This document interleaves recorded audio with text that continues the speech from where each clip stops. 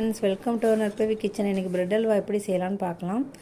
ஒரு ப்ரெட்டில் சைடில் உள்ளதெல்லாம் கட் பண்ணி எடுத்துகிட்டு மிக்ஸி ஜாரில் ட்ரான்ஸ்ஃபர் பண்ணிட்டு ஒரு பவுடராக ஆக்கி வச்சிங்க. அதுக்கப்புறமா ஒரு கடாயில் 2 ஸ்பூன் கீ ஆட் பண்ணி நம்ம பவுட்ரு பண்ணி வச்சுருக்க ப்ரெட்டை அதோடு கலந்து நல்லா வறுக்கணும். அந்த ஈரப்பதம் போகிற அளவுக்கு நல்லா வறுக்கணும். ப்ரௌனிஷாக நல்லா மாறினதுக்கப்புறமா அதை ஒரு பிளேட்டுக்கு ட்ரான்ஸ்ஃபர் பண்ணிவிட்டு இப்போ ஒரு பவுல் ப்ரெட்டு பவுட்ரு இருந்துச்சுன்னா 2 பவுல் தண்ணி நீங்கள் ஆட் பண்ணிக்கணும். அதே மாதிரி ஒரு பவுல் சுகர் நீங்கள் ஆட் பண்ணிக்கணும். நல்லா கொதி வந்ததுக்கப்புறமா அந்த ப்ரெட்டு பவுட்ரை அதோடு நம்ம வறுத்து வச்சுருந்த ப்ரெட்டு பவுட்ரை அதோடு சேர்த்து நல்லா கிளறி விடணும். அதுக்கப்புறமா கொஞ்சமாக பால் சேர்த்துக்கணும். நல்லா கைவிடாமல் கிளறிக்கிட்டே இருக்கணும். கொஞ்சமாக கீ ஆட் பண்ணிக்கங்க.